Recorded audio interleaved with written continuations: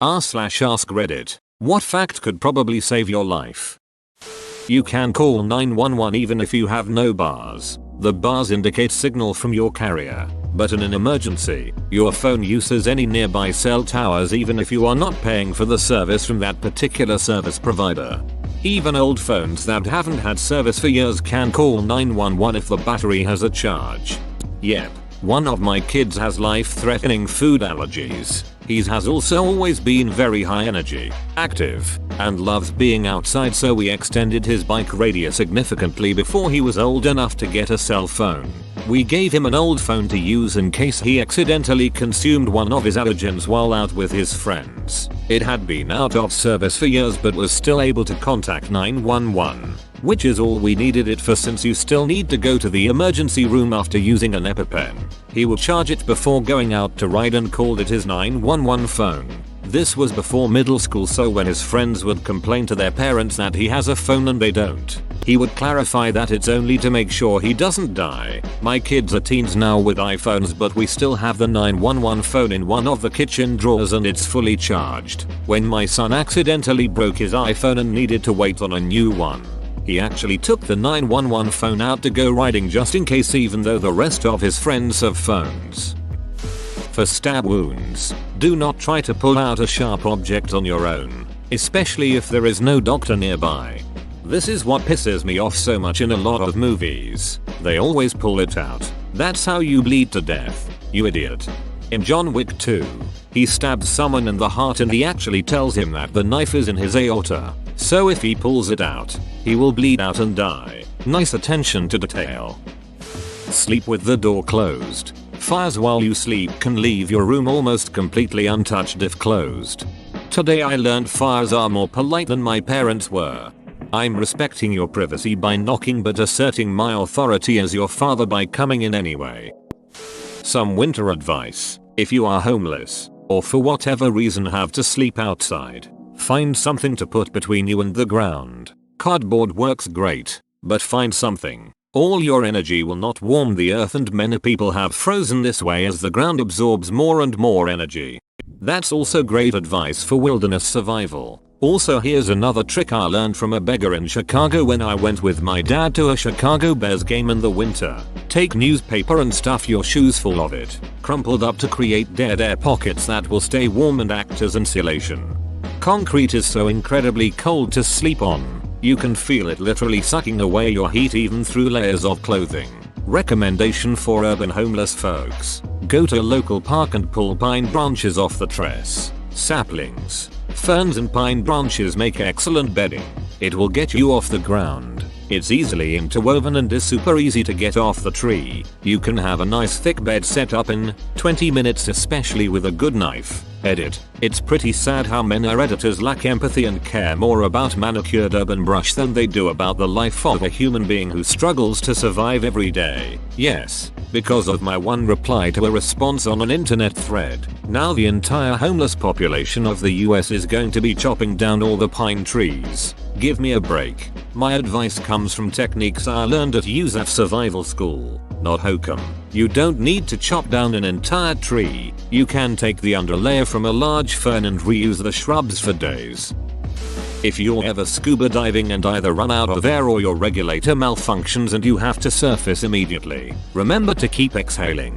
That last lungful of air that you took at 30 feet, and under an extra atmosphere of pressure, will be expanding to twice the volume you inhaled by the time you're on the surface. So if you're not exhaling, your lungs might explode.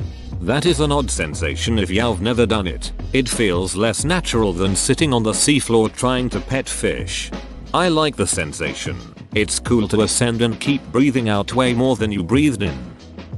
At elevation, if your hair suddenly stands on end, duck and cover. Lightning is about to strike. Can't imagine how scary that must feel knowing you may be struck. A month ago I was hiking with my GF. It was drizzling and there was a thunderstorm somewhere in the distance, but we paid no heed. We reach the top, enjoy the scenery and start taking some photos, only to realize that my GF's hair is full on standing up. In that instant I remembered that this is the biggest sign of a lightning strike and we got to a safer place immediately. It was a rush and I'm glad I knew the signs.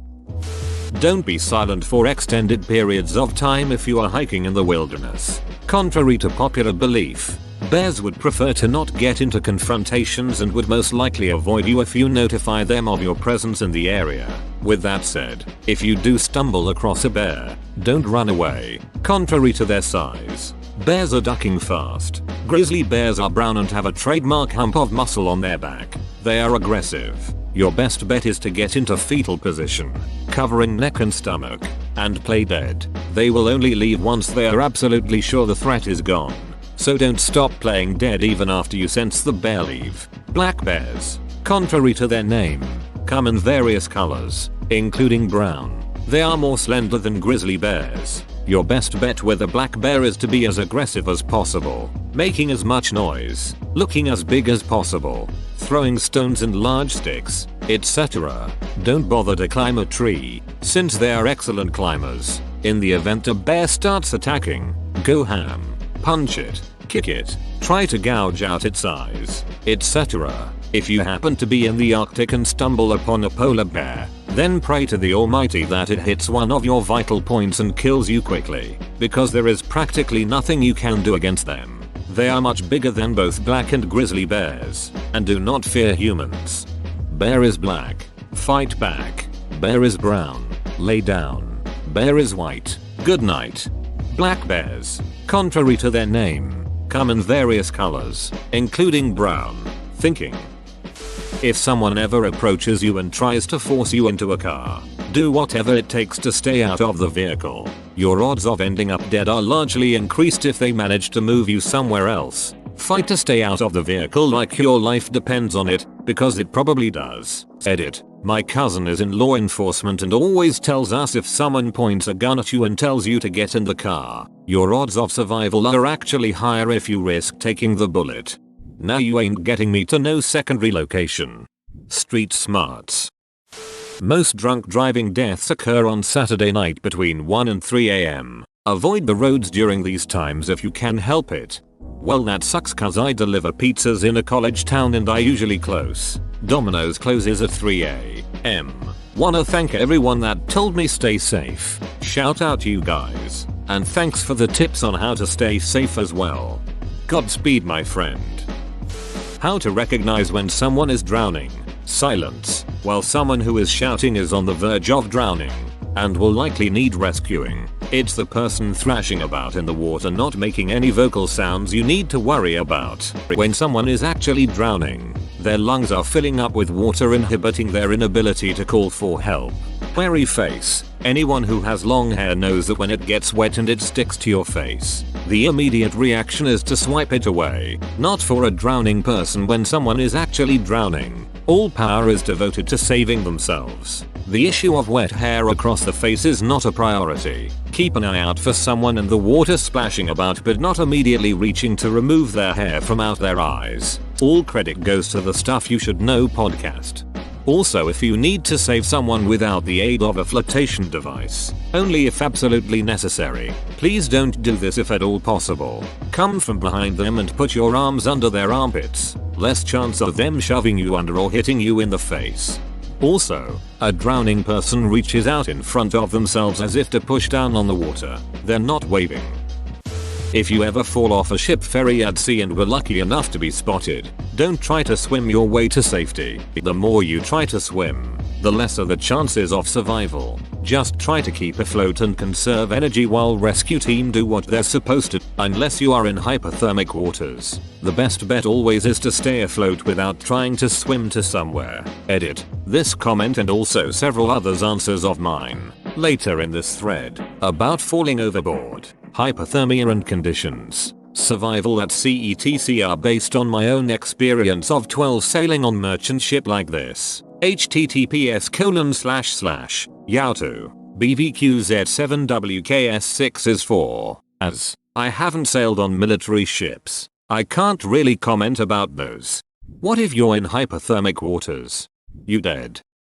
If someone points a gun at you, maintain eye contact with the person. Eye contact makes it harder to pull the trigger. I was taught as a youngin that in really any physical conflict to keep eye contact and don't say much. Don't talk shit back. Just stare like a duck in Psycho.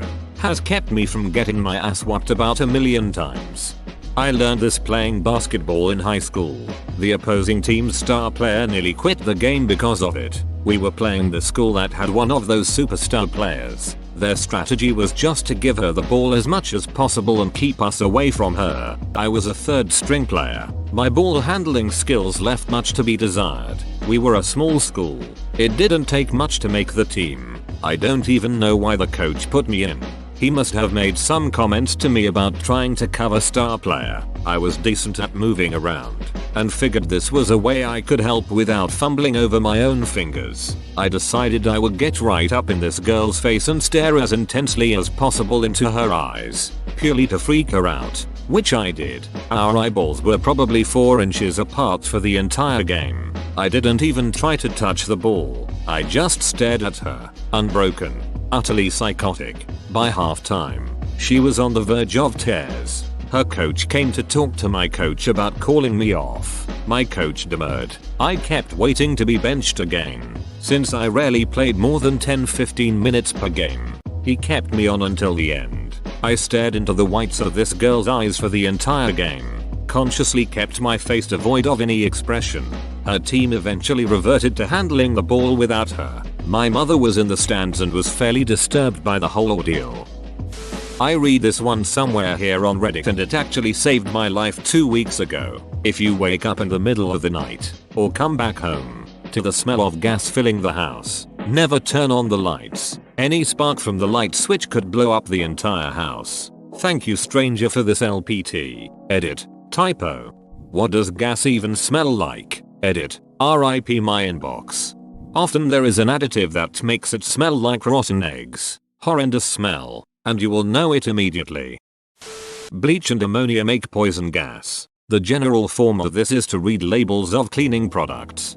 Don't mix them, and follow the warnings for using adequate ventilation and protective gear. My mom asked me about putting bleach and ammonia around the house to try getting rid of flies. Me. Not unless you want to kill us all. She claimed she said bleach or ammonia, but I still tease her about it from time to time. Edit. Yeez, this blew up overnight and I woke up to a shitload of replies. This actually happened a week or so ago, so that's what I meant, not the other day.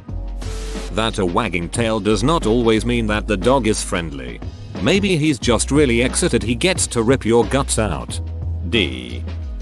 I'm seeing a lot of facts that would save your life in exciting outdoor situations. These probably won't save your life, because you are most likely a 20-something college student who spends their free time watching Netflix and periodically refreshing Reddit at home. Let's face it, you're unlikely to end up shipwrecked, stabbed, kidnapped, attacked by a bear / submerged in a car / fighting a crocodile. As a primary care doctor, let me tell you one that could actually save your life as an introverted Redditor. Exercising 150 minutes per week has been shown to have a ridiculous number of benefits, including not dying. https://www.thelancet.com journal's Lancet article PI 0140-6736 17 31634-3/full text, as well as making you more intelligent, happy, and attractive. However, most people don't do the recommended amount. Cardiovascular disease, heart attacks and strokes, is still the most common cause of death, and atherosclerosis starts in your late teens. Exercise helps prevent atherosclerotic plaques from forming by regulating blood pressure and cholesterol levels. Aim for 150 minutes per week of any kind of exercise you like. 75 minutes of it's vigorous. Exercise is the miracle drug. Edit. Since a lot of people are asking, walking does count as exercise. See the American Heart Association guide for more info. Edit 2. I'd say a physically active job counts as exercise too, so long as you are really exerting yourself. Edit 3. A lot of people wonder if they are doomed for life because of their unhealthy past. Don't worry, plaques can shrink and disappear through intensive lifestyle change. It's not all irreversible change. Edit 4. A lot of questions about whether more than 150 minutes per week is better, or if too much is bad. 150 minutes is an easily achievable level that gives you most of the benefits, but more exercise is even better. To be precise, here's some numbers from this study. No exercise. Baseline some exercise but less than minimum amount. 150 minutes. 20% lower mortality. 1-2x minimum. 31% lower mortality. 2-3x minimum. 37% lower mortality. 3-5x minimum. 39% lower mortality. After this, no extra benefit up to 10x. You just get the same benefits as someone doing 5x. Although it's not harmful either. Get out of here with your realistic, helpful advice that actually applies to most everyone reading this. Okay, but if all this exercising causes me to be attacked by a bear, I will be pissed off at you. Women do not experience the same side effects of a heart attack as men do, and men's symptoms are what people generally look for. Make sure you're familiar with them. AG, angina, breathlessness, chronic fatigue, dizziness, edema, fast heart rate, gastric upset. If you have a grease fire, put it out with baking soda, not water. Edit. A lot of people saying things about flour, so I thought I should add information. Flour is combustible and not safe to use. Some people have commented that they have put out fires with flour, and it is possible. If you take the bag, flip it all out at once as close to the pot as you can, I'm sure it would be successful at smothering it. Due to its combustible nature though, nearly anything would be better to use. Salt, kitty litter, sand, dirt. If for some reason you had to use flour, don't pour it out incrementally and don't pour it out in a way that will create a dust cloud. Pour it out so it falls together and quickly. Also, the best thing to use is of course a ABC fire extinguisher. This advice is in lieu of that, or if it's too far away, putting the lid will also work fine if the fire is small enough. You don't want to put a lid on a huge fire though, or you can create a backdraft of sorts in the pan and it'll flare up when you open it. And if that grease fire is in a pan, cover it with the lid. If you hit your head really hard and get unusually sleepy within 6 hours afterwards, go get a scan. Edit. From the comments, it seems like a lot of people are really in the dark about this. It's not about concussion. It's about hitting your head so hard that you get internal bleeding in your skull, which will clot, after which you will die. So stop commenting about how you got your bell rung playing football and slept it off. That's an entirely different thing. I got a concussion and it took me 3 weeks to get diagnosed because I didn't push my doctor when he told me I was fine. Then I was extremely light sound sensitive. Looking at something in the shade at 5 PM felt like looking straight at a light bulb. And I got a horrible headache for 7 days straight. I also would randomly pass out. Like if I sat down, I'd be out like a light. And by 1-2 PM I'd be slurring my words and acting drunk. Finally went to another doctor and he imminently told me to get an MRI. I could have had bleeding in my brain, but thankfully, I only had a really bad concussion. Damaged the front of my brain and my brain stem. Took me 5 months to get to the point where I could function, and I'm still dealing with it now. Got my concussion on the 14th of January, 2018. If you hit your head and later feel like something is off, go to a doctor ASAP. If there's heavy bleeding or a partial full amputation, throw a ducking tourniquet on that limb as close to the torso as you can. Write the time on their forehead and do not ever loosen it. Everything you've been taught about tourniquets is wrong. They can be on for 6 hours with no worry of nerve damage. The limb will not need to be amputated. I say again, the placement of a CAT will not decide amputation.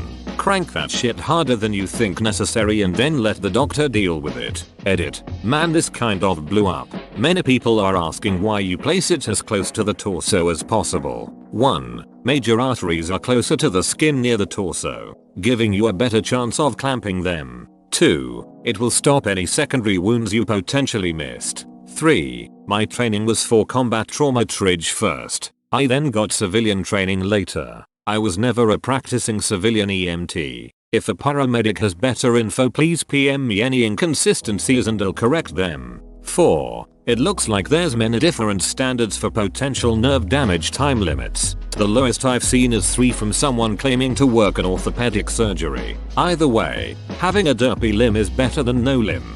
Even if it will be over 6 hours, the potential loss of a limb is still far better than bleeding out. True story, I'd rather not have a limb than a life. Purple flags at the beach mean dangerous sea life in the area. Most people understand the other flags, but purple can be confusing. Whoa, You made it to the end, you're a ducking beast. I'll cut you a deal. Smash like and subscribe for more curated content, bruh. It's free and that's a great price.